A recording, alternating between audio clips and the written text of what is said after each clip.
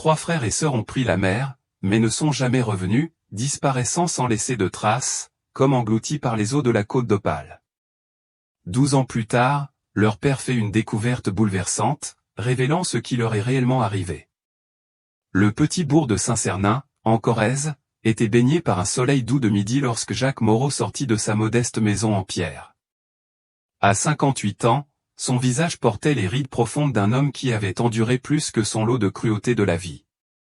Ses yeux, jadis pétillants d'optimisme, s'étaient ternis au fil des ans, voilés par le vin rouge et le chagrin.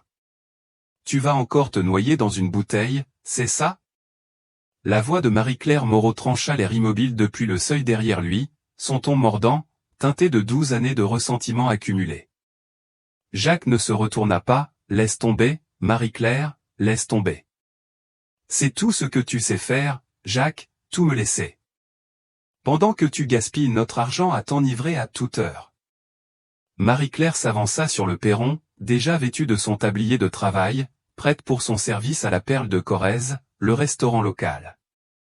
À 56 ans, elle se tenait avec une dignité rigide, ses cheveux tirés en arrière avec sévérité, sur un visage qui s'adoucissait autrefois à sa vue. « Je n'ai pas envie de ça maintenant, » marmonna Jacques, poursuivant son chemin vers la rue. « Bien sûr que non. Tu ne fais jamais rien, sauf t'apitoyer sur ton sort, lança Marie-Claire dans son dos. Ça fait 12 ans, Jacques, 12 ans. Je souffre aussi, mais je ne me suis pas transformé en ivrogne pathétique. » Jacques pivota brusquement, le visage empourpré. « Tu crois que je ne sais pas combien de temps ça fait ? Tous les jours, Marie-Claire, tous les jours, je me réveille et je me souviens qu'ils sont partis. Et tu crois que je ne le sais pas ? » La voix de Marie-Claire se brisa. « Mais moi, je me lève encore, je travaille, je vis. »« Ça, ce n'est pas vivre, » rétorqua Jacques, désignant l'espace entre eux, « c'est survivre. »« Alors survis. Sois un homme et trouve du travail, » répliqua Marie-Claire. « Arrête de gaspiller l'argent que je gagne à nettoyer après les touristes et à nourrir des ivrognes comme toi. » Jacques balaya ces mots d'un geste et se détourna. En descendant le sentier, il entendit la porte d'entrée claquer derrière lui avec une force qui fit trembler les vitres. Ce bruit était si familier qu'il le remarqua à peine. Il sentait les regards des voisins sur lui tandis qu'il marchait. Madame Jeanne Dubois arrosait son jardin, évitant délibérément son regard. La famille Lefort interrompit sa conversation à son passage. « Qu'est-ce que vous regardez tous ?» lança soudain Jacques, plus fort qu'il ne l'avait voulu. « Ça vous amuse, hein ?» Madame Dubois se retira précipitamment à l'intérieur, tandis qu'André Lefort murmura quelque chose à sa femme avant de la guider chez eux. Jacques savait qu'ils le plaignaient tous, lui, le père dont les 3 enfants avaient disparu lors d'une sortie en voilier il y a 12 ans. Dans un bourg aussi petit, tout le monde connaissait les affaires des autres, et la tragédie de sa famille avait alimenté les conversations de Saint-Cernin pendant la première année. Aujourd'hui, ce n'était plus qu'une note triste en bas de page, une histoire édifiante que les parents racontaient à leurs enfants sur les dangers de la côte d'Opale. En suivant le chemin familier vers son bistrot habituel, l'auberge du Vieux Chêne, l'esprit de Jacques vagabonda jusqu'au mot de l'inspecteur Pierre Renaud, lorsque l'affaire avait été officiellement classée sans suite après seulement 6 mois. « Je suis désolé, monsieur Moreau, mais nous avons épuisé toutes les pistes, » avait dit Renaud, évitant son regard. « Ces eaux peuvent être traîtresses, avec des tempêtes soudaines, des courants forts. Il est probable que le bateau a chaviré, eh bien, la nature a suivi son cours. » Ce jour-là, Jacques avait frappé un mur de la gendarmerie, ce qui lui avait valu une nuit en cellule et n'avait pas ramené ses enfants. En approchant de l'auberge du Vieux Chêne, il trouva les portes verrouillées et les lumières éteintes. Une petite pancarte à la fenêtre indiquait « Lundi, ouverture à 16 heures. » Bon sang, marmonna Jacques, passant une main dans ses cheveux gris clairsemés. Il avait encore oublié quel jour on était. Les verres de vin rouge se mêlaient déjà, brouillant les jours et les nuits. Il se tourna vers le port, pensant à le relais des pêcheurs, un autre bistrot qui ouvrait plus tôt. Son esprit divagua tandis qu'il marchait, se remémorant la dernière fois qu'il avait vu ses enfants, Antoine, 25 ans, confiant, avec l'esprit aventureux de son père, Élodie, 22 ans, sérieuse et réfléchie, et Sophie, 20 ans, portant encore le soleil de la jeunesse dans son sourire. « Soyez rentrés pour le dîner », leur avait-il crié alors qu'il se dirigeait vers les quais, Antoine menant ses sœurs avec son sourire audacieux, son béret incliné sur les yeux.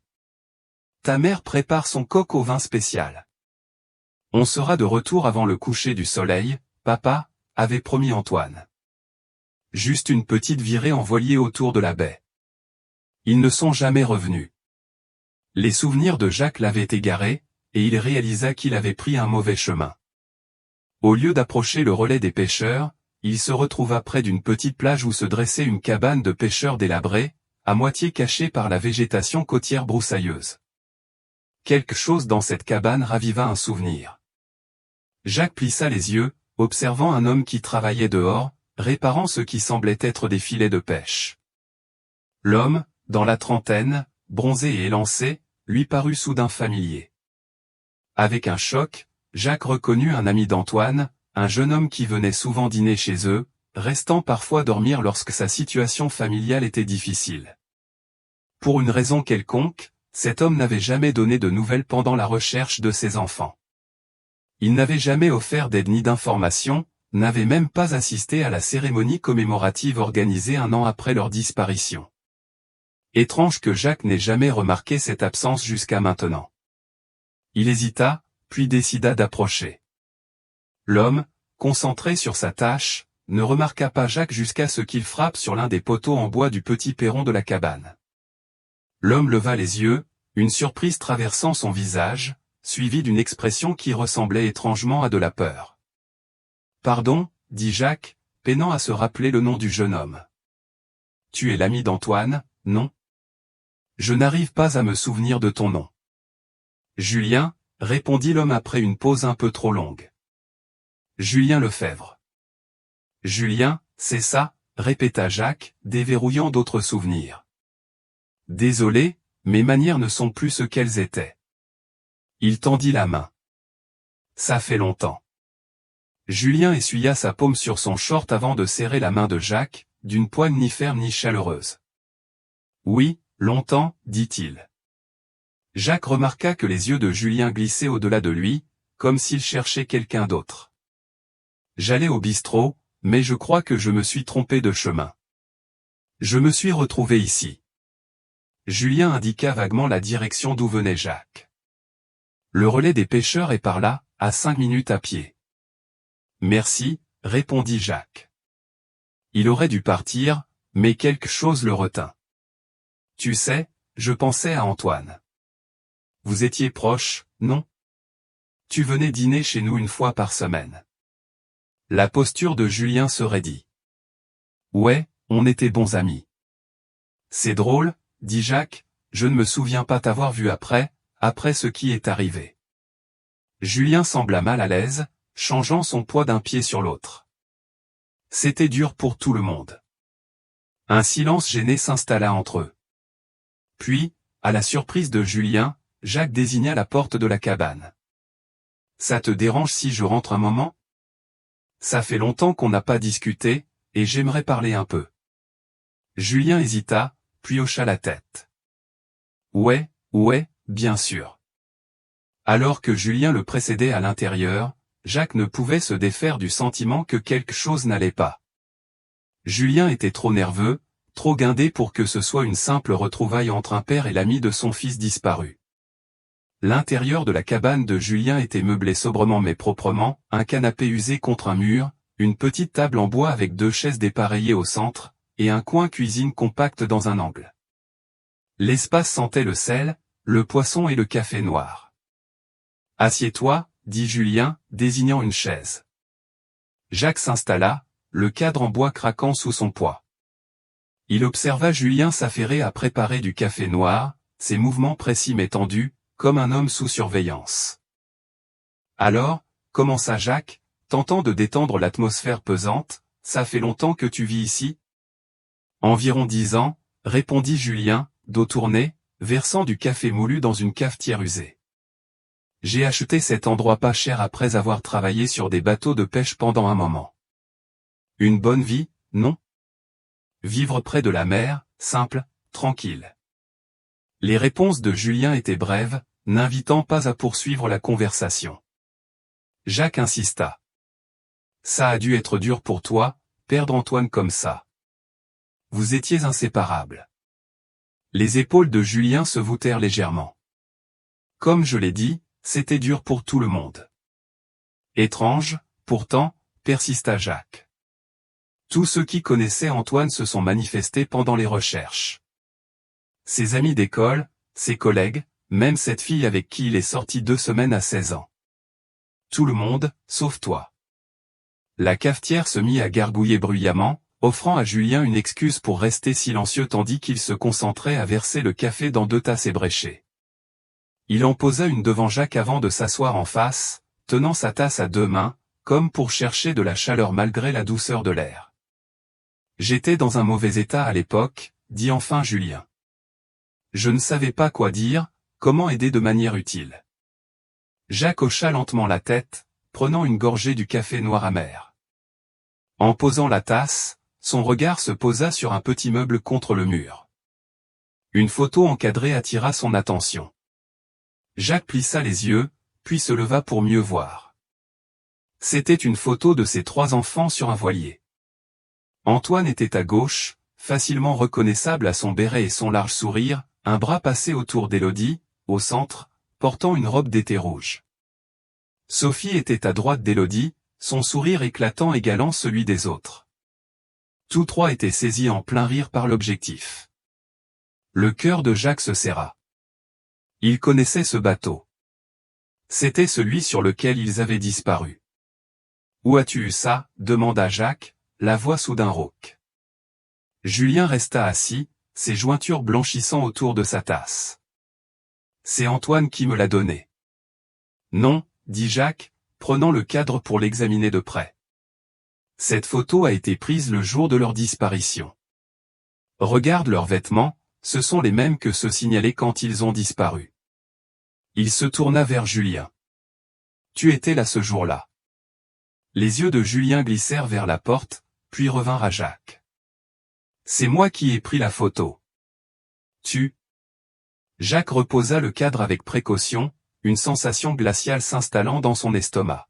« Tu étais avec eux quand ils ont disparu. » Julien ne dit rien, mais sa respiration s'accéléra. « 12 ans, dit Jacques, la voix dangereusement basse. 12 ans que je vis un enfer, sans savoir ce qui est arrivé à mes enfants, et tu étais là. Tu as vu ce qui s'est passé et tu n'as jamais rien dit. »« Ce n'est pas comme ça, » protesta faiblement Julien. Jacques traversa la petite pièce en 2 enjambées, saisissant Julien par le col et le mettant debout d'un coup sec.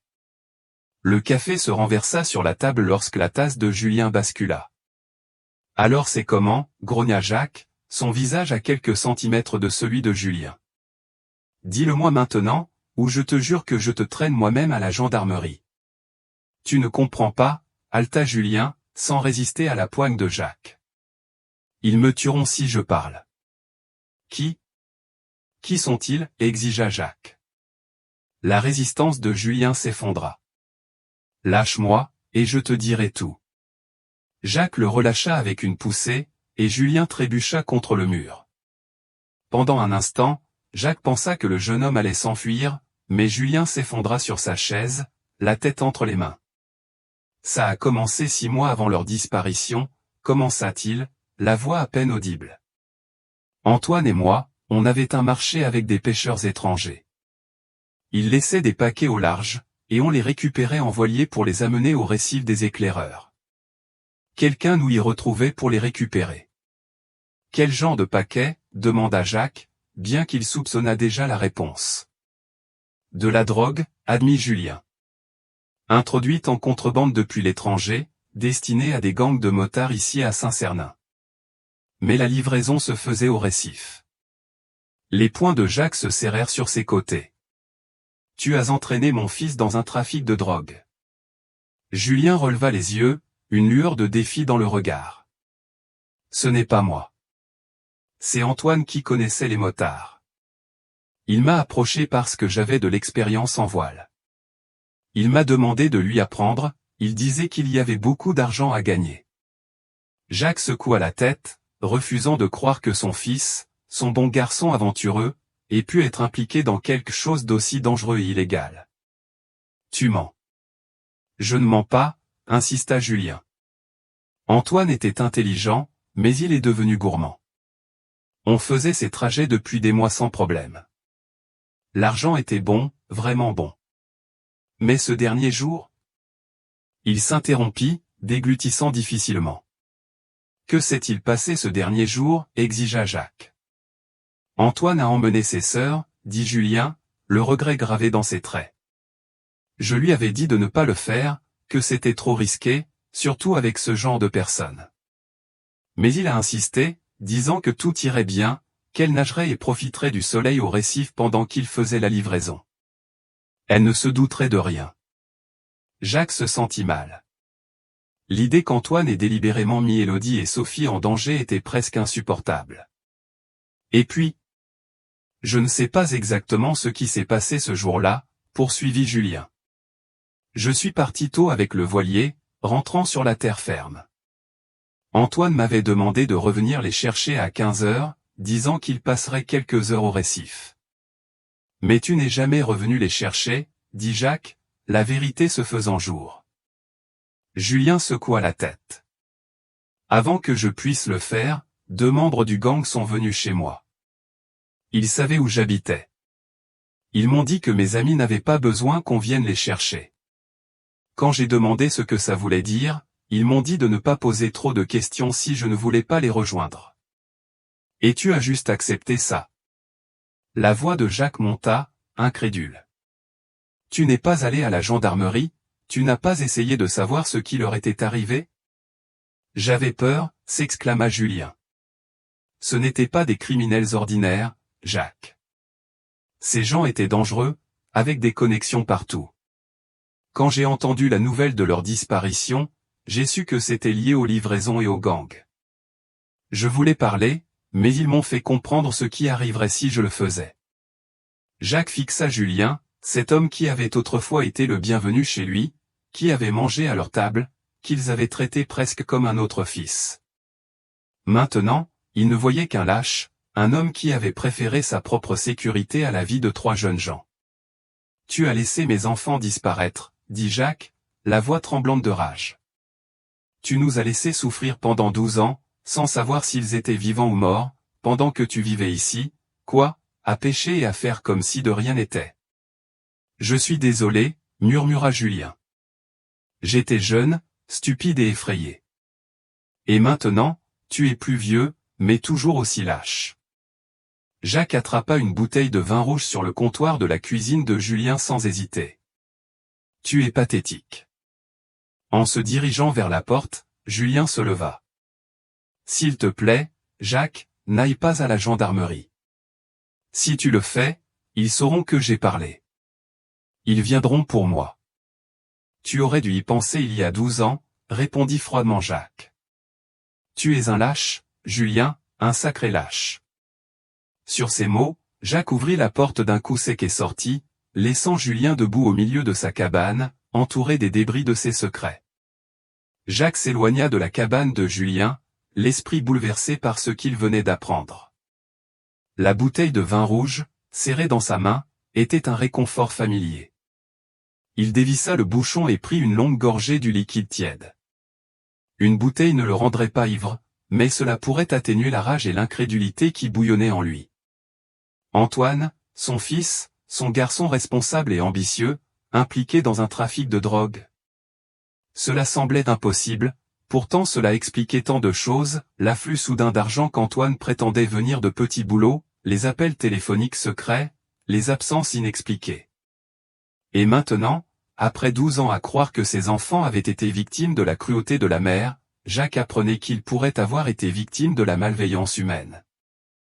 Il devait parler à Marie-Claire. Quel que soit leur problème, elle méritait de connaître la vérité sur leurs enfants. Jacques fouilla dans sa poche pour prendre son téléphone. Jacques composa le numéro de Marie-Claire, mais l'appel bascula directement sur la messagerie vocale. Bon sang, marmonna-t-il, se souvenant qu'elle était au travail. Marie-Claire avait pris un emploi de cuisinière à la Perle de Corrèze, un restaurant haut de gamme accueillant les touristes, peu après la disparition des enfants. Cela avait commencé comme un moyen de s'occuper pendant les interminables journées d'attente de nouvelles, puis était devenu une nécessité à mesure que l'addiction de Jacques au vin rouge s'aggravait et que son travail de menuisier s'épuisait. Jacques changea de direction, se dirigeant vers le restaurant au lieu de rentrer chez lui. La perle de Corrèze se trouvait de l'autre côté de Saint-Cernin, face au port où les yachts des visiteurs fortunés étaient amarrés. En marchant, Jacques répétait mentalement ce qu'il dirait à Marie-Claire. Comment pourrait-il lui annoncer que leur fils avait été impliqué dans quelque chose d'aussi dangereux, qu'il avait peut-être involontairement mis ses sœurs en péril? Le restaurant était en pleine effervescence à l'heure du déjeuner lorsque Jacques arriva. À travers les grandes vitrines, il pouvait voir les serveurs en chemises blanches impeccables se déplacer efficacement entre les tables. Il poussa la porte et fut immédiatement accueilli par une hôtesse au sourire poli. « Bonjour, monsieur, avez-vous une réservation ? » « Je dois parler à Marie-Claire Moreau, » dit Jacques. « Elle travaille en cuisine. C'est une affaire familiale importante. » Le sourire de l'hôtesse vacilla. « Je crains que le personnel ne soit pas disponible pendant les heures de service. Peut-être pourriez-vous revenir plus tard ? » « Ça ne peut pas attendre, » interrompit Jacques. « Dites-lui simplement que Jacques est là. »« Monsieur, je ne peux pas déranger la cuisine pendant. » « C'est à propos de nos enfants, » insista Jacques, assez fort pour que les clients à proximité tournent la tête avec curiosité. Le gérant du restaurant, Monsieur Étienne Bisset, apparut aux côtés de l'hôtesse, un homme grand à la barbe soigneusement taillée et au regard préoccupé. « Y a-t-il un problème ? » « Je dois voir ma femme, » répéta Jacques. « Marie-Claire Moreau. »« C'est urgent. » Monsieur Bisset fronça les sourcils. « Monsieur Moreau, nous sommes en plein service du midi. Quoi que ce soit, ça peut sûrement attendre 1 heure ou 2. »« Non, ça ne peut pas, » insista Jacques, sa patience s'amenuisant. « 12 ans que nous attendons. Je n'attendrai pas 1 heure de plus. » Le gérant sembla sur le point de protester davantage lorsque Marie-Claire apparut dans l'embrasure de la porte menant à la cuisine, essuyant ses mains sur son tablier.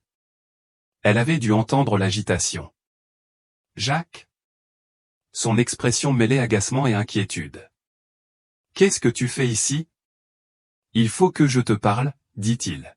« Tout de suite. » Marie-Claire jeta un coup d'œil au gérant, qui soupira et hocha la tête à contre-cœur.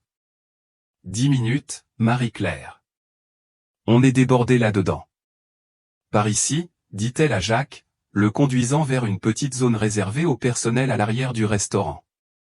Une fois seule, elle croisa les bras, sur la défensive.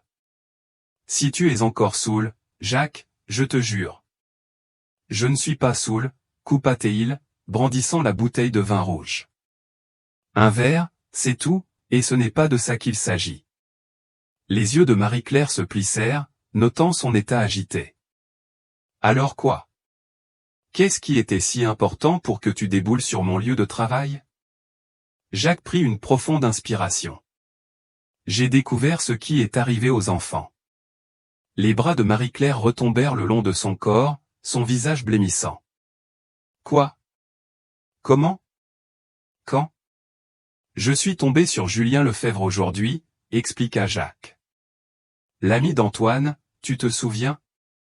Le gamin pêcheur qui venait dîner à la maison. » Marie-Claire hocha lentement la tête, ses yeux ne quittant pas le visage de Jacques. « Il était là, Marie-Claire. Il était avec eux le jour où ils ont disparu. » Jacques lui raconta tout ce que Julien avait révélé, le trafic de drogue, l'implication d'Antoine, le gang de motards et la lâcheté de Julien. À mesure qu'il parlait, l'expression de Marie-Claire passa du choc à l'incrédulité, puis à une douleur viscérale profonde. Lorsqu'il eut fini, elle s'effondra sur une chaise à proximité, une main pressée contre sa bouche. « Non, » murmura-t-elle. « Pas Antoine. Il n'aurait pas fait ça. Il n'aurait pas mis ses sœurs en danger. »« C'est ce que je pensais aussi, » dit Jacques. « Mais ça tient debout, Marie-Claire. » Les nouveaux vêtements, l'argent qu'il avait toujours, ses sorties en voilier de plus en plus fréquentes. Des larmes montèrent aux yeux de Marie-Claire. Si c'est vrai, si Antoine était impliqué dans un trafic de drogue et que quelque chose a mal tourné, alors ils ne sont peut-être pas perdus en mer. Ils pourraient être. Elle ne put finir sa phrase. Il faut aller à la gendarmerie, dit Jacques avec fermeté. Leur dire ce que Julien m'a raconté. Ils peuvent rouvrir l'affaire. Marie-Claire se leva brusquement. Je viens avec toi. Laisse-moi parler à mon gérant. Elle disparut dans le restaurant et revint quelques minutes plus tard, ayant troqué son tablier contre des vêtements de ville. Il n'est pas content, mais il comprend. Urgence familiale. Ensemble, ils quittèrent la perle de Corrèze et commencèrent à marcher vers la gendarmerie. En approchant de leur maison, qui se trouvait sur le chemin, Jacques sortit son téléphone et tenta d'appeler l'inspecteur Pierre Renaud, qui avait géré l'affaire de leurs enfants des années auparavant. L'appel bascula directement sur la messagerie. Pas de réponse, rapporta Jacques, rangeant le téléphone dans sa poche. Alors qu'ils approchaient de leur modeste maison en pierre, Jacques remarqua quelque chose d'étrange. La porte d'entrée était légèrement entr'ouverte, la serrure fracturée comme si elle avait été forcée. « Tu as laissé la porte ouverte ?» demanda Jacques, la voix tendue. Marie-Claire secoua la tête. « Et je n'ai certainement pas cassé la serrure. » Ils s'approchèrent prudemment. Le quartier était calme en ce début d'après-midi, la plupart des habitants étant au travail. Jacques poussa la porte plus largement, entrant dans le salon familier. À première vue, rien ne semblait déranger, les meubles usés étaient à leur place, les lunettes de lecture de Jacques toujours sur la table d'appoint où il les avait laissées ce matin. Mais il y avait des signes subtils qu'un intrus était passé, de légères empreintes de chaussures sur le plancher en bois, trop grandes pour être celles de Jacques ou de Marie-Claire, et la porte de la chambre ouverte alors que Marie-Claire la gardait toujours fermée pendant la journée. « Quelqu'un est entré chez nous », murmura Marie-Claire, agrippant le bras de Jacques. « On devrait appeler la gendarmerie. » Avant que Jacques puisse répondre, elle se dirigeait déjà vers la chambre, poussée par un instinct maternel à vérifier si quoi que ce soit avait été dérangé dans les chambres de leurs enfants, préservés comme des sanctuaires en leur mémoire. « Jacques, viens ici », appela Marie-Claire, la voix empreinte de peur. Jacques se précipita dans la chambre, le cœur battant. Marie-Claire se tenait au pied de leur lit, désignant quelque chose qui n'était pas là lorsqu'ils étaient partis ce matin, un paquet rectangulaire enveloppé de papier brun et une enveloppe blanche posée soigneusement sur leur édredon. « Ne touche pas », avertit Jacques, s'approchant lentement. « On ne sait pas ce que c'est. » Marie-Claire croisa les bras autour d'elle, frissonnant malgré la chaleur du jour. Qui entrerait chez nous pour laisser un paquet? Et pourquoi aujourd'hui, entre tous les jours? L'esprit de Jacques s'emballa. Ce ne pouvait être une coïncidence que quelqu'un soit entré chez eux le jour même où il avait confronté Julien à propos de la disparition des enfants. Julien a dû appeler quelqu'un après mon départ, murmura Jacques. Il leur a dit que je savais pour le trafic de drogue. Mais qui? Après 12 ans, qui se soucierait assez pour s'introduire ici, demanda Marie-Claire. Jacques ignora ses protestations et saisit l'enveloppe, la déchirant pour en extraire une feuille de papier. Le message était tapé en police noir simple, « Nous savons ce que vous savez. Gardez-le pour vous. N'allez pas à la gendarmerie, sinon il y aura des conséquences. » Jacques tendit la note à Marie-Claire, qui la lut, les yeux s'écarquillant. « Mon Dieu, » murmura-t-elle. « Ils sont toujours là dehors. Les gens qui ont pris nos enfants sont toujours là, et maintenant ils savent qu'on est sur leur piste. » Jacques porta son attention sur le paquet. Il était de la taille d'une boîte à chaussures, enveloppée de papier brun et scellé avec du ruban adhésif. Quelque chose à son sujet lui glaça le sang. « On devrait appeler la gendarmerie », insista Marie-Claire. « Laissons-les gérer ça. Et si c'était dangereux? » Mais Jacques tendait déjà la main vers le paquet, sa colère l'emportant sur la prudence. « Jacques, je t'en prie, » supplia Marie-Claire. « N'ouvre pas, on ne sait pas ce que c'est. » Jacques hésita, regardant le visage effrayé de sa femme. Puis il pensa à Antoine, Élodie et Sophie, à ces 12 années sans savoir ce qui leur était arrivé. Sa détermination se raffermit. Si ce sont les gens qui ont pris nos enfants, je veux savoir exactement à quoi nous avons affaire, dit-il sombrement. Il alla à la cuisine et revint avec un petit couteau utilitaire. Avant que Marie-Claire puisse protester davantage, il trancha le ruban adhésif et écarta le papier brun. À l'intérieur se trouvait un bloc enveloppé de plastique, rempli de poudre blanche. Qu'est-ce que... Jacques fixa le paquet, perplexe. Marie-Claire octa. C'est ce que je pense? Jacques coupa soigneusement une petite fente dans le plastique et toucha la poudre du bout du doigt, la portant à sa langue avant de cracher rapidement. De la cocaïne, je crois. Ou de l'héroïne. Quelque chose comme ça. Marie-Claire recula du lit. Pourquoi laisserait-il de la drogue chez nous? C'est une blague cruelle? L'esprit de Jacques travaillait à toute vitesse. Non, c'est un message. Et un piège. Il referma soigneusement le paquet. Réfléchis, Marie-Claire. Si on va à la gendarmerie maintenant, c'est nous qui détenons 1 kilo de drogue. Qui va croire qu'on a forcé notre maison juste pour la placer là? Bien sûr, il y a des preuves de l'effraction, et cette empreinte de chaussure, mais soyons honnêtes, j'ai une réputation dans ce bourg. La plupart des gens me voient comme l'ivrogne local. Alors, qu'est-ce qu'on fait? Demanda Marie-Claire, la voix tremblante. Ces gens, qui qu'ils soient, ils sont entrés chez nous. Ils savent où nous vivons. Ils nous surveillent. Je pense que c'est une démonstration de pouvoir, dit Jacques, faisant les 100 pas dans la petite chambre, une main dans les cheveux. On ne peut pas garder ça ici. Si quelqu'un le trouvait, on serait arrêté. On ne peut pas le jeter non plus, souligna Marie-Claire. Et si quelqu'un le trouve? Ou si c'est un test? Et s'il nous observe pour voir ce qu'on en fait? Jacques s'arrêta, sa décision prise. On l'apporte à la gendarmerie ce soir. On leur dit tout, Julien, l'effraction, la note. On apporte la drogue comme preuve. Mais la note, les conséquences. Qu'est-ce qu'ils pourraient nous prendre de plus, Marie-Claire? Demanda Jacques avec amertume. Ils ont déjà pris nos enfants. Marie-Claire resta silencieuse un long moment, les yeux fixés sur le paquet sur leur lit. Enfin, elle hocha la tête. D'accord. On va à la gendarmerie. Mais tout de suite, pas ce soir. Je ne reste pas une minute de plus dans cette maison en sachant qu'ils peuvent y entrer quand ils veulent. Jacques acquiesça. Il trouva un sac de course réutilisable dans la cuisine et y plaça soigneusement le paquet de drogue. Alors qu'il se préparait à partir, Marie-Claire alla à son placard et sortit une vieille boîte métallique. Elle l'ouvrit et en retira un petit pistolet de chasse.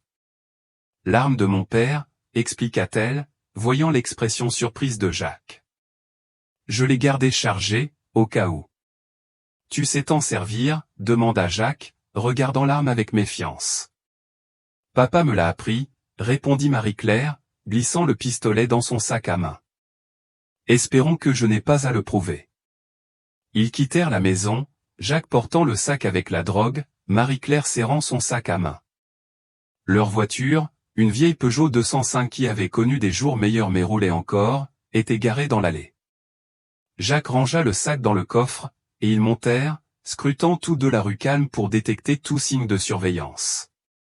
Directement à la gendarmerie, dit Jacques en démarrant le moteur.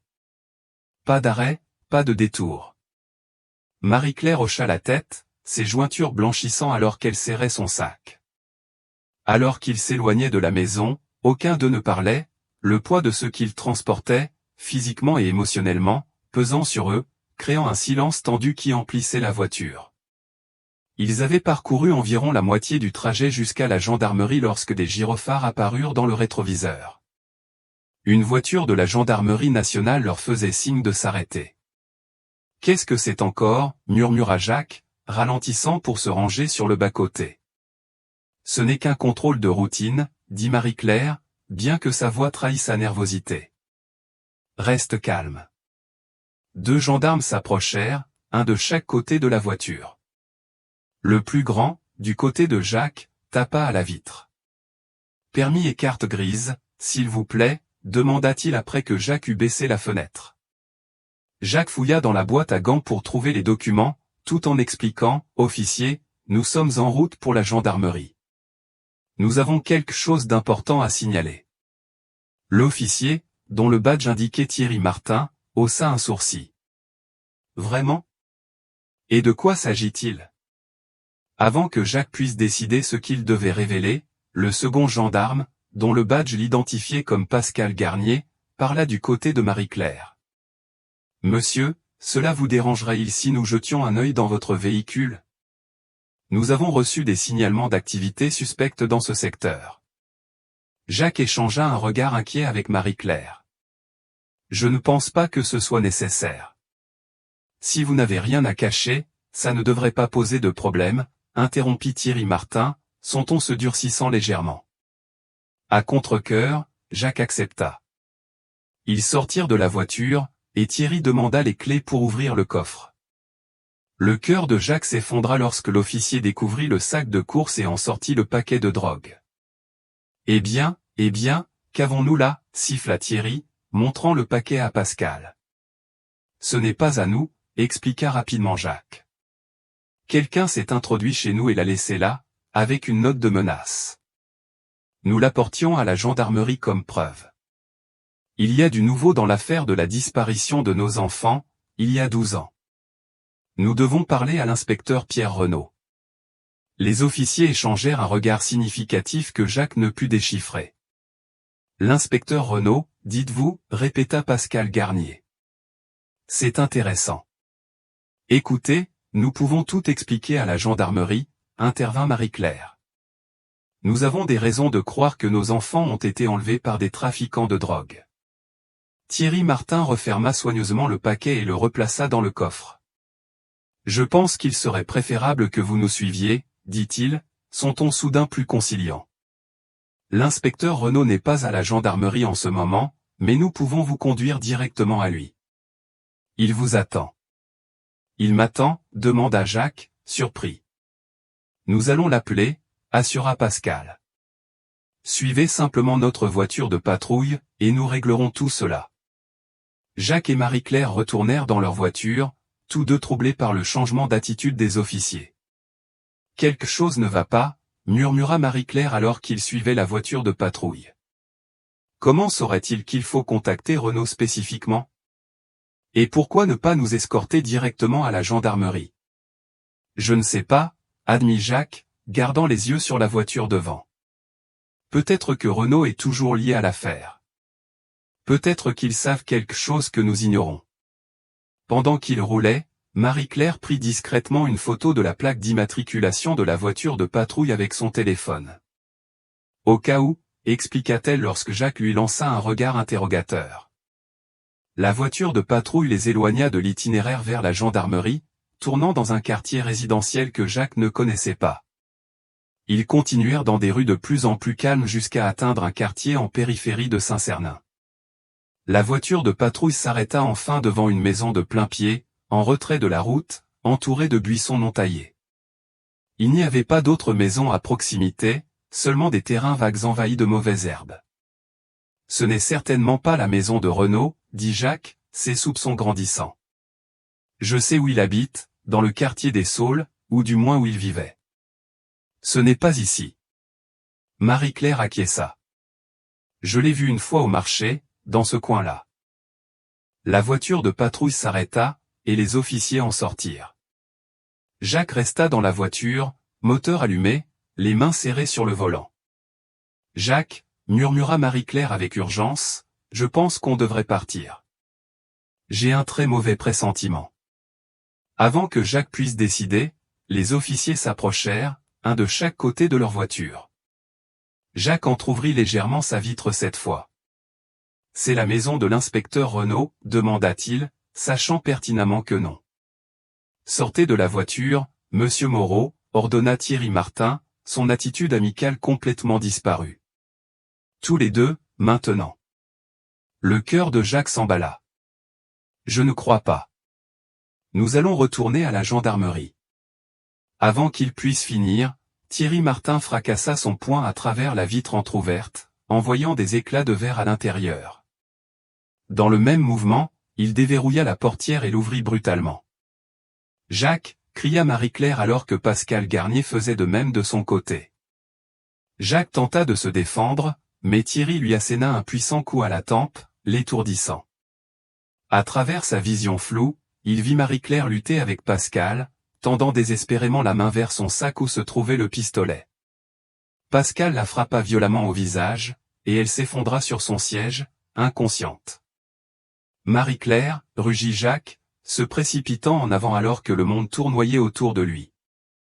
Dans le brouillard, ses yeux se fixèrent assez longtemps sur le visage de l'officier pour remarquer un tatouage distinct derrière son oreille, ainsi qu'un ancien trou de boucle d'oreille sur son lobe et un autre où un piercing à l'arcade avait autrefois été.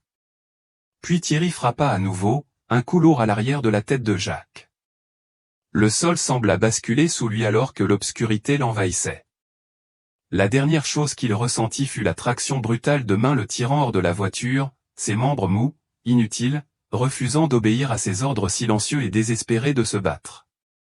Lorsqu'il reprit conscience, ses sens revinrent à un, d'abord la douleur lancinante dans sa tête, puis l'odeur de poussière et de moisie, suivie de la prise de conscience qu'il était allongé sur une surface dure, les poignets et les chevilles liés par quelque chose qui entaillait sa peau lorsqu'il essayait de bouger.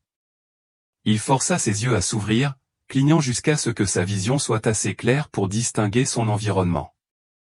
Il était dans ce qui semblait être une vieille cabane de chasse, allongée sur un cadre de lit métallique avec un mince matelas taché. La lumière filtrait par une petite fenêtre, illuminant des particules de poussière flottant dans l'air. Par la fenêtre, il pouvait voir un paysage de falaises rouges, de rivières et de broussailles denses, typique du parc naturel régional du Morvan, mais loin de Saint-Cernin. Jacques testa ses liens, mais ils se resserrèrent douloureusement à chaque mouvement. Il cessa de lutter et appela, la voix rauque, « Il y a quelqu'un ? Marie-Claire » Aucune réponse. Aucun signe de sa femme dans la petite cabane. La peur pour sa sécurité lui envoya une montée d'adrénaline, et il appela à nouveau, plus fort cette fois. « Qui que vous soyez, montrez-vous. »« Où est ma femme ?» La porte de la cabane grinça en s'ouvrant, et 3 hommes entrèrent. 2 d'entre eux étaient les faux gendarmes, Thierry Martin et Pascal Garnier, désormais vêtus de gilets en cuir usé marqués d'un logo que Jacques ne reconnut pas. Thierry avait remis ses boucles d'oreilles, une au lobe et une à l'arcade, lui donnant un air plus menaçant.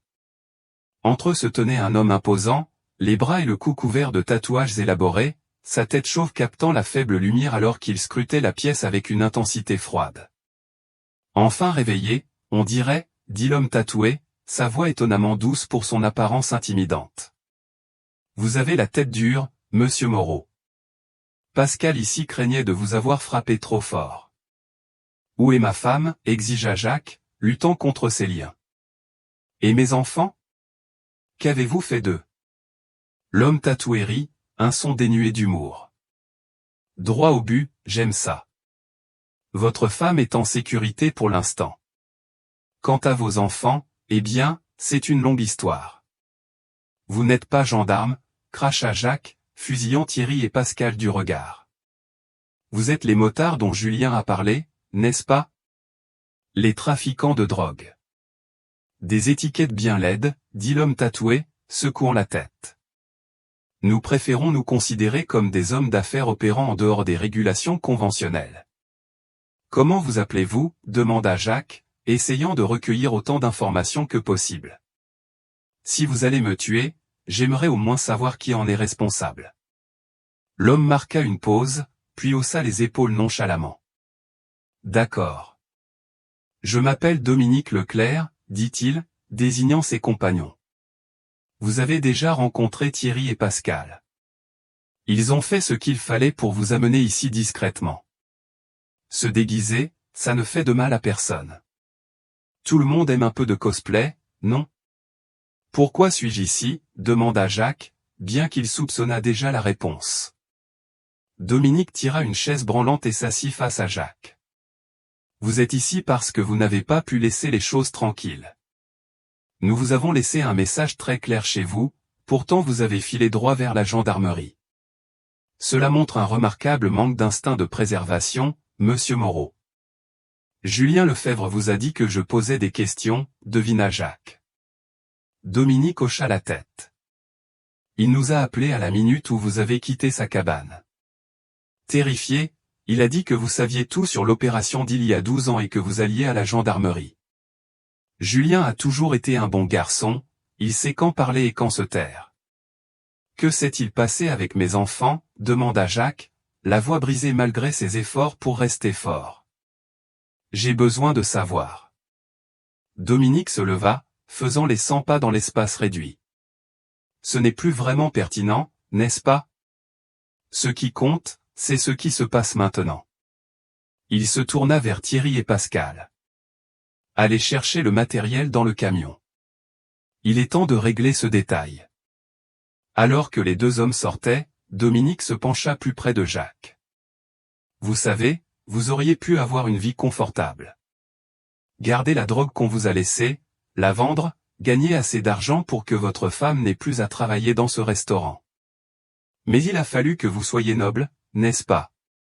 Où est ma femme? Répéta Jacques, la peur pour Marie-Claire l'emportant sur tout le reste. Dominique se redressa alors que Thierry et Pascal revenaient, chacun portant un bidon en plastique rouge. Une odeur âcre d'essence envahit la cabane alors qu'ils commençaient à verser le liquide autour du périmètre, imbibant les murs et le sol en bois. « Qu'est-ce que vous faites » demanda Jacques, la panique montant dans sa poitrine. « Arrêtez !» Dominique sortit une télécommande de sa poche et appuya sur un bouton. Un petit téléviseur dans un coin de la pièce, que Jacques n'avait pas remarqué auparavant, s'alluma, montrant des images granuleuses de vidéosurveillance d'une pièce. À l'intérieur se trouvaient 3 femmes, 2 jeunes adultes et une femme plus âgée. Il fallut un moment à Jacques pour les reconnaître, Marie-Claire, et ce qui devait être ses filles, désormais adultes, Élodie et Sophie. Jacques octa, des larmes jaillissant à ses yeux à la vue de ses filles vivantes après toutes ces années. « Considérez ceci comme mon cadeau d'adieu, dit Dominique, désignant l'écran. Un dernier regard sur elles avant que vous ne disparaissiez.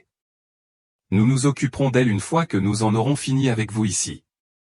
Personne ne viendra. Personne pour entendre vos cris, et pas de gendarmes à des centaines de kilomètres, avec rien d'autre que la mer entre nous. » Thierry et Pascal finirent d'arroser la cabane d'essence, imbibant même le matelas sous Jacques. Ils sortirent, tandis que Dominique restait, sortant un briquet de sa poche. « Des derniers mots, monsieur Moreau » demanda Dominique, ouvrant et fermant le briquet. Jacques fixa l'écran, regardant sa famille, une détermination s'affermissant en lui. « Vous ne vous en sortirez pas comme ça. » Dominique rit. « Ça fait 12 ans qu'on s'en sort. » Il actionna le briquet, produisant une flamme, et le lança sur le sol imbibé d'essence. Le feu jaillit immédiatement, courant le long du carburant. Dominique sortit, fermant la porte derrière lui, laissant Jacques attaché au lit alors que les flammes commençaient à grimper le long des murs de la cabane. La chaleur s'intensifia rapidement alors que les flammes engloutissaient la cabane. Les yeux de Jacques larmoyaient à cause de la fumée épaississante, mais il pouvait encore voir le téléviseur montrant sa famille. Elles étaient vivantes. Marie-Claire, Élodie et Sophie étaient vivantes et retenues quelque part. Cette certitude lui donna une force renouvelée. Il devait survivre, s'échapper pour les sauver. Il se tortilla contre ses liens, ignorant la douleur alors qu'ils entaillaient sa peau. Le feu se propageait plus vite qu'il ne l'avait anticipé, les flammes léchant déjà le pied du lit. Bientôt, le matelas s'embraserait, et il brûlerait vif. Jacques scruta les environs, désespéré de trouver quelque chose qui pourrait l'aider. Son regard se posa sur un clou rouillé dépassant d'un des poteaux en bois près du lit. S'il pouvait se rapprocher suffisamment, peut-être pourrait-il l'utiliser pour user les cordes. Avec un grognement d'effort, Jacques déplaça son corps, se rapprochant pouce par pouce du poteau. La chaleur devenait insupportable, la sueur coulait sur son visage, piquant ses yeux. Il atteignit le clou et commença à frotter la corde liant son poignet droit contre celui-ci, travaillant aussi vite que possible. La fumée s'épaississait, l'obligeant à garder la tête basse pour respirer un air plus pur. Ses poumons brûlaient à chaque inspiration, et sa vision commençait à se brouiller. Pourtant, il continua à scier la corde, sentant qu'elle s'affaiblissait peu à peu contre le bord rugueux du clou. Allez, halta-t-il, redoublant d'efforts alors que le feu atteignait le matelas sous lui. Le matériau commença à couver, et Jacques savait qu'il n'avait que quelques secondes avant qu'il ne s'enflamme. Enfin, la corde s'effilocha assez pour qu'il libère sa main droite. Il s'attaqua immédiatement au nœud liant son autre poignet, ses doigts maladroits et glissants de sueur. Le nœud se relâcha, et sa main gauche se libéra juste au moment où les flammes atteignaient le bord du matelas. Jacques défit rapidement ses chevilles, puis roula hors du lit sur le sol, où la fumée était légèrement moins dense. Il rampa vers la porte, mais la trouva verrouillée ou bloquée de l'extérieur. La fenêtre était sa seule option, petite mais peut-être assez grande pour qu'il puisse s'y faufiler. Il se releva en titubant, toussant violemment en inhalant la fumée. Le feu avait déjà consumé la majeure partie de l'intérieur de la cabane, ne lui laissant qu'un étroit passage vers la fenêtre. Il saisit la chaise où Dominique s'était assis et la fracassa contre la fenêtre, brisant le verre. Utilisant un pied de la chaise pour dégager les éclats restants, Jacques se prépara à grimper. Une soudaine explosion de flammes du matelas le fit trébucher en avant, sa veste prenant feu. Jacques cria de douleur, essayant désespérément d'éteindre les flammes qui se propageaient à son pantalon. Il se précipita vers la fenêtre, s'entaillant les mains et les bras sur les éclats de verre restants alors qu'il forçait son torse à travers l'ouverture étroite. « À l'aide !» cria-t-il, la voix faible et rauque. « Quelqu'un, aidez-moi !» Le reste de son corps était encore à l'intérieur de la cabane en feu, la chaleur brûlant ses jambes alors qu'il tentait de se faufiler par la fenêtre.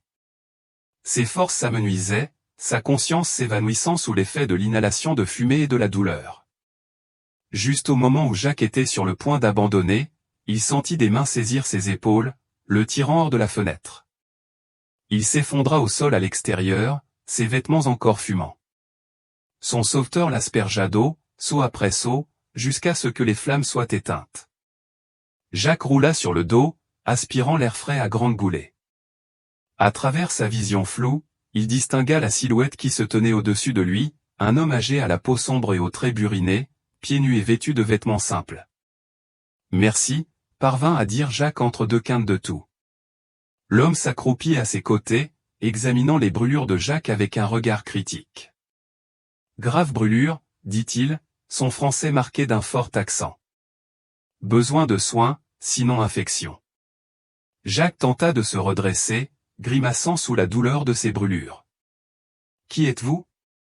Comment m'avez-vous trouvé ? » « Mathieu, » répondit l'homme, se désignant lui-même. « J'ai vu le feu, je suis venu aider. » Jacques regarda en arrière vers la cabane, désormais entièrement engloutie par les flammes. « Ces hommes, ils ont ma famille. Ma femme et mes filles. Je dois les trouver. » Mathieu secoua la tête. « D'abord, soigner brûlure. Si plaies noircissent, puis suinte, infection. Tu meurs.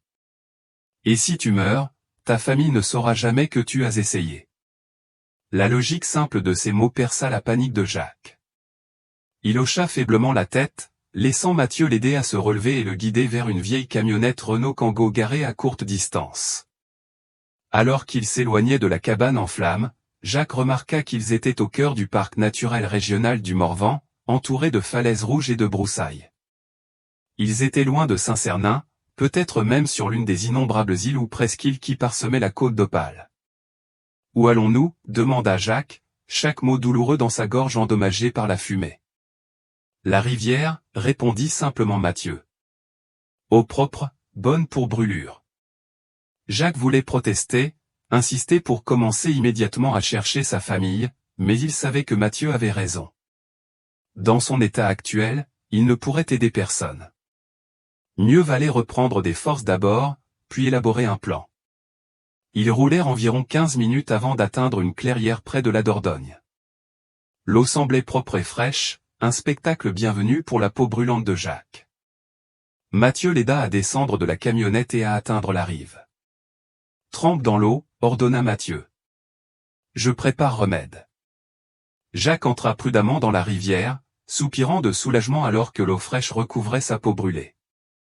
Il y resta pendant que Mathieu s'affairait à ramasser des matériaux, des feuilles d'eucalyptus qu'il écrasa entre ses mains et de l'écorce de Melaleuca. À l'aide de brindilles sèches collectées dans la clairière, Mathieu alluma un petit feu et commença à préparer une sorte de pommade, mélangeant des cendres avec les matériaux végétaux écrasés. Pendant que Jacques trempait ses brûlures, il observa son improbable sauveur. « Pourquoi m'aidez-vous » demanda-t-il.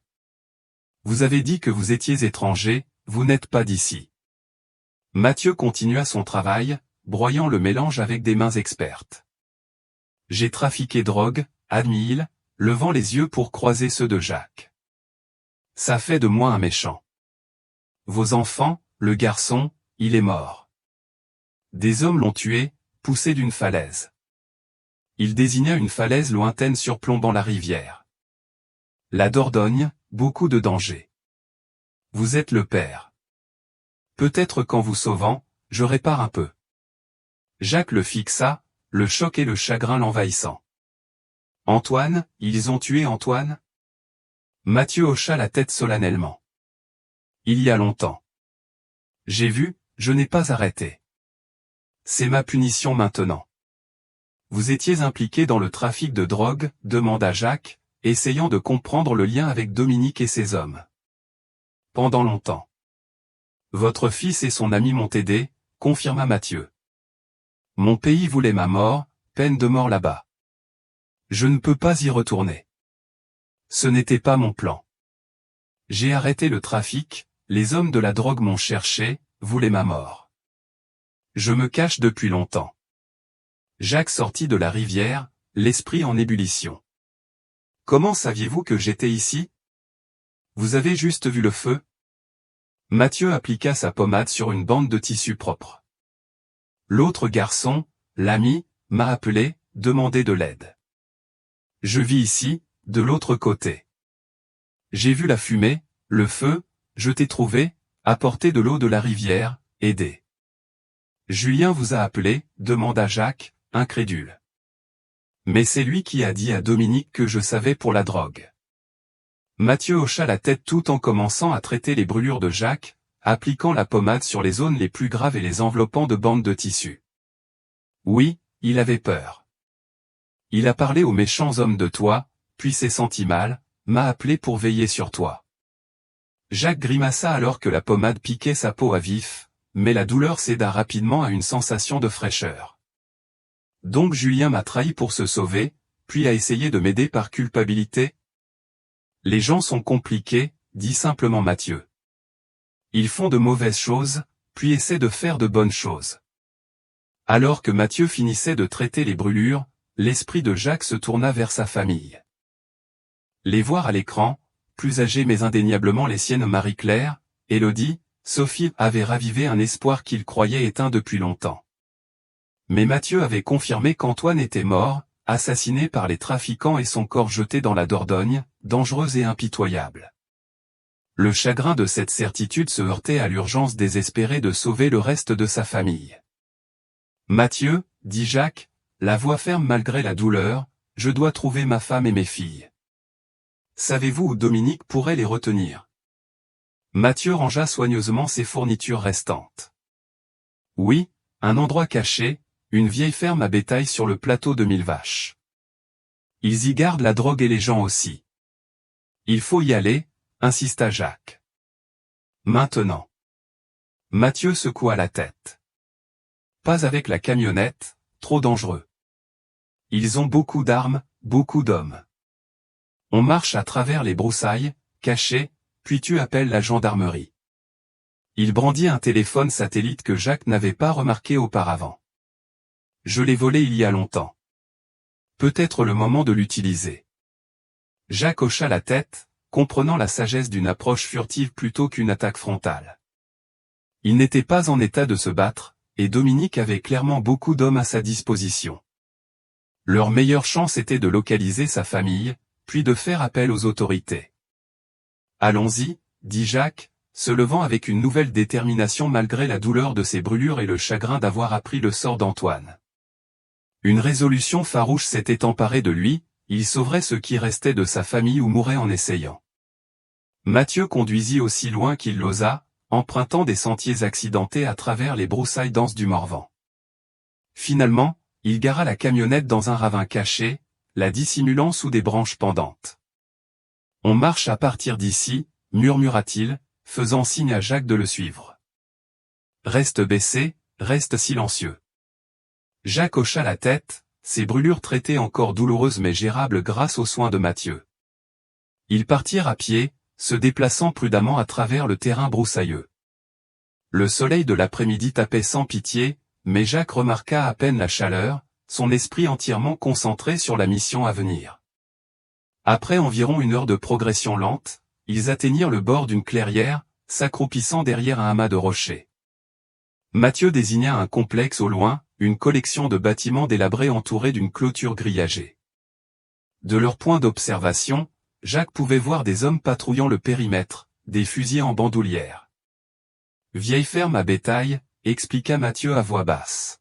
« Ils s'en servent pour cacher la drogue, dans un endroit isolé où la gendarmerie ne vient pas. » Jacques étudia la disposition, essayant de déterminer quel bâtiment pourrait abriter sa famille. « Combien d'hommes ont-ils ? » « Peut-être 15, 20, répondit Mathieu. « Trop pour nous. » Jacques savait qu'il avait raison. Ils auraient besoin d'aide. « Donne-moi ton téléphone. » Mathieu lui tendit le téléphone satellite, et Jacques composa le numéro d'urgence de la gendarmerie nationale. Lorsque l'opératrice répondit, il s'identifia et expliqua rapidement la situation, l'enlèvement, le trafic de drogue et l'emplacement du complexe. À sa surprise, l'opératrice l'informa qu'une opération de recherche et de sauvetage avait déjà été mobilisée. « Nous avons reçu un tuyau il y a environ 30 minutes de la part d'un homme nommé Julien Lefebvre, » expliqua-t-elle. « Des unités sont en route vers votre position. » Jacques fut abasourdi. Julien n'avait pas seulement averti Mathieu, il avait également contacté les autorités lui-même. Peut-être y avait-il plus en cet homme qu'il ne lui avait accordé de crédit. Il partagea leur position exacte avec l'opératrice, qui leur ordonna de rester cachés jusqu'à l'arrivée des gendarmes. « Ils approchent avec prudence », conseilla-t-elle. L'opération de trafic est considérée comme lourdement armée. Alors que Jacques terminait l'appel, un mouvement dans le complexe attira son attention. Un groupe d'hommes émergeait d'un des bâtiments, escortant 3 silhouettes vers une Citroën Berlingo en attente. Même de loin, Jacques reconnut sa femme et ses filles. Son cœur bondit à leur vue, vivante, mais s'effondra lorsqu'il réalisa qu'on les emmenait ailleurs. « Il les déplace », murmura-t-il avec urgence à Mathieu. « On ne peut pas attendre la gendarmerie. » Mathieu scruta à travers les broussailles. « Ils mettent quelque chose dans les manteaux, les chaussures. Des paquets de drogue. » Jacques observa l'un des hommes malmener Marie-Claire, la forçant à monter dans la berlingot. « Ils les utilisent comme mules, » réalisa-t-il. « S'ils se font prendre avec de la drogue sur elles. Les méchants disparaissent, ta famille en prison, » termina Mathieu sombrement. Jacques ne pouvait pas laisser cela arriver. Il faut les suivre. Ils se replièrent vers la camionnette de Mathieu et partirent, empruntant un itinéraire parallèle pour éviter d'être repérés. Jacques gardait la berlingot en vue alors qu'elle roulait sur une piste en terre, s'enfonçant dans le plateau de 1000 vaches. Finalement, elle s'arrêta dans une petite clairière où un autre véhicule attendait, un Renault Captur noir aux vitres teintées. Jacques et Mathieu se garèrent à une distance sûre et continuèrent à pied, se rapprochant assez pour observer sans être détectés.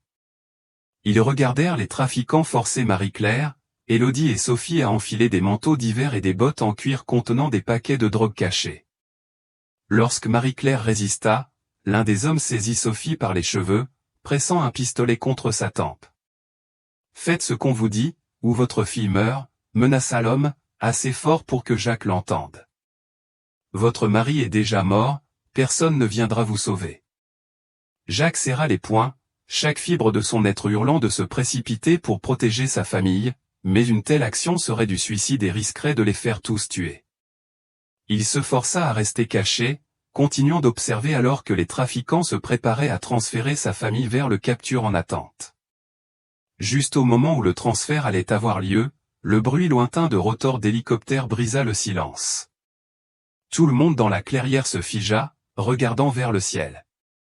2 hélicoptères de la sécurité civile apparurent au-dessus de la crête, l'un se dirigeant directement vers leur position, l'autre continuant vers le complexe. Le chaos éclata. Les trafiquants sortirent leurs armes, tirant sauvagement sur l'hélicoptère approchant tout en s'empressant de compléter le transfert. Jacques vit Dominique émerger de la berlingot, criant des ordres à ses hommes. À travers son téléphone satellite, Jacques pouvait entendre l'opératrice de la gendarmerie fournir des mises à jour, des unités terrestres convergeaient vers les 2 endroits, coordonnant avec les hélicoptères pour une opération simultanée. « Ils emmènent ma famille », cria Jacques dans le téléphone alors qu'un des hommes de Dominique commençait à pousser Marie-Claire, Élodie et Sophie vers un 3e véhicule apparu au bord de la clairière. Les gendarmes étaient engagés avec le groupe principal de trafiquants, ignorant que 3 otages étaient emmenés. Jacques prit une décision en une fraction de seconde. « Mathieu, il faut bloquer ce camion. C'est notre seule chance. » Mathieu hocha la tête, comprenant immédiatement. Ils coururent vers la camionnette de Mathieu, et celui-ci écrasa l'accélérateur, fonçant droit vers la clairière. Il contourna l'échange de tirs entre gendarmes et trafiquants, visant directement le camion qui s'apprêtait à emporter la famille de Jacques. La camionnette percuta le flanc du camion juste au moment où un trafiquant forçait Élodie à monter sur la banquette arrière. L'impact déséquilibra l'homme, donnant à Jacques l'occasion de sauter de la camionnette de Mathieu et de le plaquer au sol. Ils luttèrent férocement, la force supérieure du trafiquant menaçant de submerger Jacques, mais des années de chagrin et de rage alimentèrent sa détermination. Il immobilisa l'homme, assénant coup après coup jusqu'à ce que son adversaire s'effondre. « Papa !» Une voix tremblante perça la fureur de Jacques. Il leva les yeux pour voir Élodie le fixer, ses yeux écarquillés d'incrédulité et d'espoir. Élodie, halta-t-il, se relevant précipitamment et prenant sa fille dans ses bras. Elle était si différente de la jeune femme de ses souvenirs, plus grande, plus mince, endurcie d'une certaine manière, mais indéniablement son enfant. Sophie fut la suivante, se précipitant pour rejoindre l'étreinte. « C'est vraiment toi, sanglota-t-elle, s'accrochant à lui. »« Je suis là, » assura Jacques, des larmes coulant sur son visage. « Je suis là maintenant. » Il chercha Marie-Claire, s'attendant à ce qu'elle se joigne à leur retrouvaille. Au lieu de cela, il la vit affalée contre le camion, une tache sombre s'étendant sur sa chemise. Une balle perdue tirée sur l'hélicoptère l'avait atteinte. « Marie-Claire » cria Jacques, se précipitant à ses côtés. Il la prit dans ses bras, pressant sa main sur la blessure dans une tentative futile d'arrêter le saignement.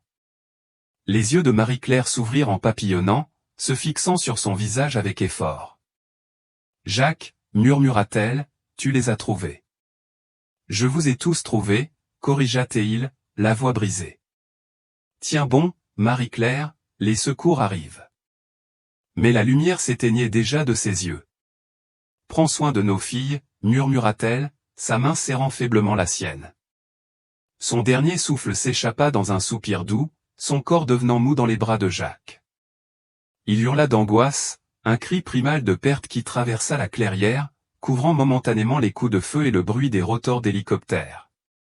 Élodie et Sophie se précipitèrent aux côtés de leur mère, leurs cris se mêlant à ceux de Jacques alors que la réalité de la perdre au moment même de leur retrouvaille s'abattait sur eux. Mathieu, qui avait sécurisé le trafiquant que Jacques avait combattu, montait désormais la garde sur la famille en deuil, son visage buriné solennel. Autour d'eux, l'opération de la gendarmerie se poursuivait. D'autres officiers arrivèrent, appréhendant les trafiquants survivants. Le personnel médical se précipita pour traiter les blessés.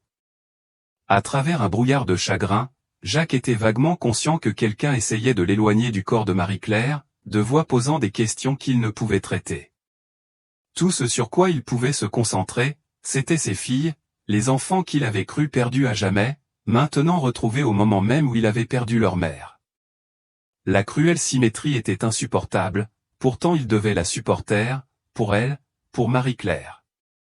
Mathieu aida à guider les filles en sécurité alors que les gendarmes sécurisaient la zone. Jacques suivait dans un état second, les mains encore humides du sang de sa femme, son esprit luttant pour réconcilier la joie de retrouver ses filles avec l'agonie de perdre Marie-Claire. Alors qu'ils étaient conduits dans une zone sécurisée à l'écart de l'opération en cours, Jacques serra ses filles contre lui, leur famille à jamais altérée mais partiellement restaurée. Ils avaient survécu, ils étaient à nouveau ensemble, et d'une manière ou d'une autre, ils trouveraient un moyen d'avancer, portant Marie-Claire dans leur cœur. Les forces de la gendarmerie envahirent la clairière, sécurisant le site avec une précision militaire. Jacques observa, engourdi, alors que des officiers en tenue tactique menottaient Dominique Leclerc et ses associés, les conduisant vers des véhicules de transport en attente. Certains seraient emmenés par hélicoptère, d'autres par bateau jusqu'à la terre ferme. Une femme officier enroula une couverture de survie autour des épaules de Jacques, le guidant doucement vers une station médicale installée à proximité. Ses filles étaient déjà là, examinées par des ambulanciers. Elles levèrent les yeux lorsqu'il approcha, leur visage encore strié de larmes. « Papa » appela Élodie, tendant la main vers lui. À 34 ans, elle était devenue une femme avec les yeux sérieux et le menton déterminé de sa mère. 12 années de captivité l'avaient endurcie, mais il y avait encore quelque chose de la jeune fille de 22 ans dont il se souvenait. Sophie, maintenant 32 ans, était assise à côté de sa sœur, ses mains serrant un gobelet en papier d'eau qui tremblait avec ses mouvements. Elle n'avait que 20 ans lorsqu'elle avait disparu, encore une enfant. Maintenant, elle était une femme ayant enduré des horreurs que Jacques ne pouvait qu'imaginer. Un ambulancier s'approcha pour examiner les brûlures de Jacques. Quelqu'un a traité ses blessures, nota la femme avec une curiosité professionnelle. Qui a fait ça? Jacques chercha Mathieu du regard, réalisant soudain qu'il n'avait pas vu l'homme depuis qu'ils avaient atteint la station médicale. Il y avait un homme, il m'a sauvé la vie, a traité mes brûlures. Où est-il? L'ambulancière secoua la tête. Je n'ai vu personne correspondant à cette description. Laissez-moi demander autour. Alors qu'elle s'éloignait, un officier supérieur s'approcha. Monsieur Moreau, je suis le commandant Laurent Dupont. Il faudra que je vous pose quelques questions quand vous serez prêt. Jacques hocha la tête avec lassitude. Ma femme, Marie-Claire, son corps. Il est traité avec tout le respect dû, assura Dupont. Nous organiserons le transport vers l'hôpital de Saint-Cernin dès que l'équipe médicale vous autorisera tous à voyager. Jacques remarqua des officiers conduisant un homme menotté vers l'un des hélicoptères. C'était Mathieu, la tête baissée, les poignets attachés derrière le dos. « Attendez » cria Jacques, luttant pour se lever. « Cet homme m'a sauvé la vie. »« Où l'emmenez-vous » Le commandant Dupont posa une main ferme sur le bras de Jacques. « C'est Mathieu Dubois, monsieur Moreau. Il est sur la liste des personnes recherchées depuis plus de 15 ans. Un grand trafiquant de drogue qui a fui pour échapper à la peine de mort dans son pays d'origine. Nous le cherchions depuis longtemps. Mais il m'a sauvé, protesta Jacques. Il m'a aidé à retrouver ma famille. Nous en tiendrons compte, promit Dupont. Mais c'est toujours un criminel recherché qui doit répondre de ses actes. Il sera extradé pour être jugé. Jacques savait ce que cela signifiait. Les lois sur la drogue dans certains pays étaient parmi les plus sévères, avec le trafic entraînant une peine de mort obligatoire. L'homme qui l'avait sauvé d'une mort par le feu serait exécuté pour ses crimes passés. Avant que Jacques puisse argumenter davantage, un ambulancier s'approcha. « Nous sommes prêts à transporter votre famille à l'hôpital de Saint-Cernin, monsieur Moreau. L'hélicoptère est prêt. » Jacques se laissa conduire à contre-cœur vers l'hélicoptère médical en attente, ses filles le suivant de près.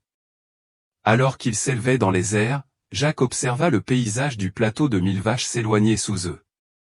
Quelque part là-dessous, les restes d'Antoine avaient été dispersés il y a des années, emportés par les eaux dangereuses de la Dordogne. Il ne pourrait jamais lui offrir une sépulture digne, ni lui dire au revoir correctement. Le vol vers Saint-Cernin passa dans un flou de chagrin, de douleur et d'épuisement. À l'hôpital, Jacques et ses filles furent séparés pour les soins. Ces brûlures nécessitaient des traitements supplémentaires, et les filles devaient subir des examens médicaux complets après leur longue captivité.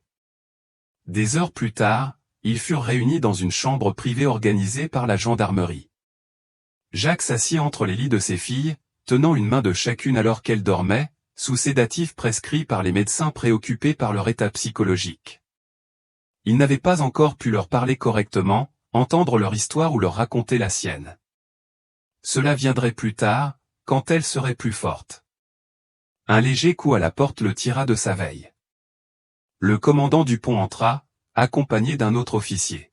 « Monsieur Moreau, dit Dupont doucement, attentif aux femmes endormies, nous devons prendre votre déposition officielle maintenant, si vous êtes prêt. » Jacques se dégagea soigneusement des mains de ses filles et suivit les officiers dans une petite salle de consultation au bout du couloir. Là, il raconta tout, sa rencontre avec Julien, la découverte de la drogue chez lui, l'enlèvement par les faux gendarmes, son sauvetage par Mathieu, et enfin la confrontation dans la clairière qui avait entraîné la mort de Marie-Claire. « Et l'inspecteur Renaud ?» demanda Jacques lorsqu'il eut fini son récit. « J'ai essayé de le contacter quand tout a commencé. »« Où est-il » Dupont et l'autre officier échangèrent un regard. « L'inspecteur Renaud a démissionné il y a 3 ans, » expliqua Dupont. « Il y avait une enquête interne sur des allégations de négligence et de possible corruption dans plusieurs affaires, y compris la disparition de vos enfants. Il est parti avant la fin de l'enquête. »« Vous dites qu'il était impliqué avec Dominique et le trafic ?» demanda Jacques. « C'est pourquoi l'affaire de mes enfants a été classée si vite. »« Nous ne pouvons pas encore le confirmer, » répondit Dupont prudemment. « Mais vu les récents événements, nous rouvrons toutes les anciennes affaires de Renaud. S'il était compromis, nous trouverons les preuves. » Jacques s'adossa, assimilant cette nouvelle trahison. Si Renaud avait été corrompu, s'il avait délibérément saboté l'enquête pour protéger l'opération de Dominique, alors il était en partie responsable des 12 années d'enfer qu'avait enduré sa famille. « Et Julien Lefebvre ?» demanda Jacques. « C'est lui qui m'a piégé, qui a dit à Dominique que je savais pour le trafic. » Monsieur Lefebvre s'est rendu à la gendarmerie de Saint-Cernin ce matin, informa Dupont. Il coopère pleinement, fournissant des informations précieuses sur le réseau de trafic. C'est lui qui nous a alertés de votre enlèvement et nous a donné l'emplacement du complexe. Jacques était partagé. Julien l'avait trahi en parlant à Dominique, mais il avait aussi essayé de le sauver en contactant à la fois Mathieu et la gendarmerie. Je veux lui parler, décida Jacques. Cela peut être arrangé, acquiesça Dupont. Mais pas ce soir. Vous avez besoin de repos, et nous devons finir de traiter les suspects déjà arrêtés. Jacques retourna dans la chambre de ses filles, l'esprit tourbillonnant de tout ce qu'il avait appris. Il s'installa à nouveau dans la chaise entre leurs lits, veillant sur elles alors qu'elles dormaient, craignant qu'elles ne disparaissent à nouveau s'il fermait les yeux. Finalement, l'épuisement l'emporta, et il s'endormit d'un sommeil agité, rempli de rêves de cabanes en flammes, de rivières dangereuses et du visage de Marie-Claire alors que la vie s'éteignait dans ses yeux. Le lendemain matin, Jacques et ses filles furent transférés dans une chambre plus confortable à l'hôpital de Saint-Cernin. La gendarmerie avait organisé la présence d'une psychologue lorsque les filles seraient prêtes à parler de leur épreuve. Alors qu'ils prenaient un petit déjeuner simple fourni par l'hôpital des tartines avec du beurre, un silence gêné s'installa entre eux. 12 années de séparation avaient créé un fossé qu'aucun d'eux ne savait comment combler. « Je n'arrive pas à croire que tu nous aies retrouvés, » dit enfin Élodie, brisant le silence. « Nous avions abandonné tout espoir il y a des années. » Jacques posa sa tasse de café noir. « Je n'ai jamais vraiment arrêté de chercher. Même quand tout le monde disait que vous étiez parti, quelque chose en moi ne pouvait l'accepter. » Sophie, qui avait à peine parlé depuis leur sauvetage, leva les yeux de sa tartine intacte. « Maman n'a jamais abandonné non plus, n'est-ce pas ?» La gorge de Jacques se serra. « Jamais. Elle a continué à travailler, à avancer, parce qu'elle devait croire que vous étiez quelque part. Et maintenant, elle est partie, » murmura Sophie, des larmes montant à ses yeux. « Juste au moment où nous nous sommes retrouvés. » Jacques s'assit au bord du lit de Sophie, la prenant dans ses bras alors qu'elle commençait à sangloter.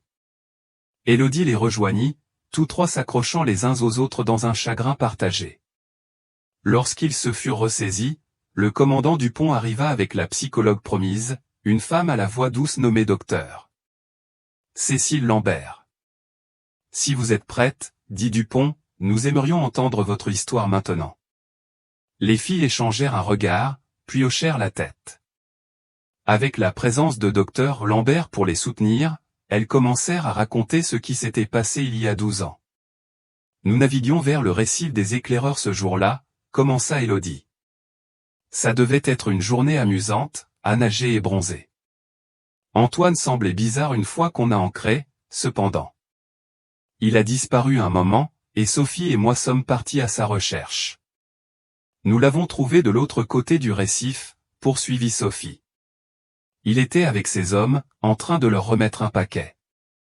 Quand ils nous ont vus regarder, Antoine a essayé de nous faire partir rapidement, mais ils étaient méfiants. Élodie reprit le récit. Ils ont exigé de savoir qui nous étions. Antoine a dit que nous étions ses sœurs, qu'on ne savait rien, mais ils étaient parano. L'un d'eux était clairement sous l'emprise de quelque chose.